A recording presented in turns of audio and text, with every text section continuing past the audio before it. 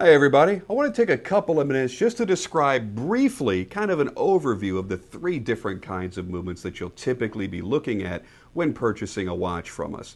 Now, your basics are going to be quartz, mechanical, and automatic. We're going to take you on a quick tour, at least of the mechanical and automatic. There's not much I can really show you with the quartz because it has a solid case back.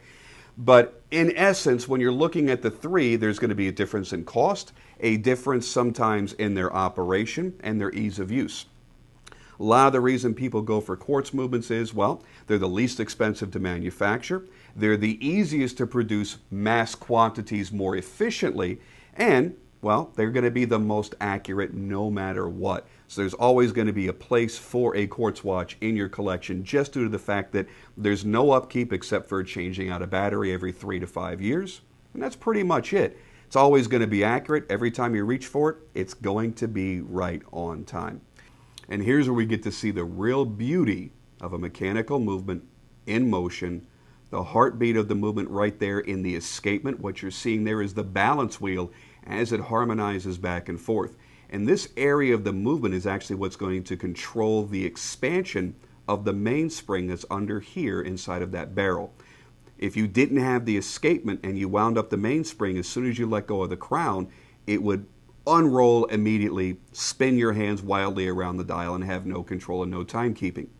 All of the essential timekeeping and all of the adjustments are being done right in there to slow down the expansion of that mainspring. And that's what allows you to get that 60 seconds per minute, 60 minutes per hour. As you see, there are different ways of beautifying a movement. It doesn't need to be beautiful to function. And there are several of your red ruby jewels. So that's a quick look into what a mechanical movement is going to look like. And you'll notice, watch down there on the sub-seconds indicator how smoothly sweeping the seconds hand is actually operating. If you were looking at, let's say, a quartz, I'll bring this in very quickly, you would see that hard tick, tick, tick, tick, tick of the second hand. In a mechanical or automatic, it's going to be much, much smoother in its operation. Now, coming off the mechanical to the automatic, one big difference is on that mechanical we showed you, you must manually wind that crown. It's the only way to get power into that movement. But with an automatic, you have the addition of that swinging pendulum that we call a rotor. Now that rotor, when you're wearing the watch, it's going to bob back and forth or with enough action spin all the way around.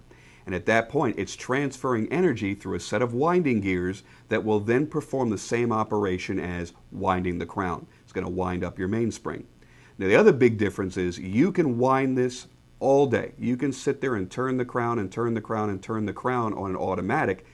When that mainspring gets completely tight, there's a clutch that will disengage, that will disconnect the winding stem from the movement, so you don't have to worry about over-winding that movement.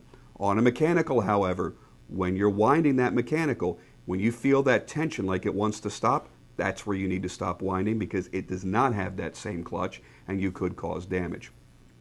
So for most people, an automatic is going to serve the best everyday wear use.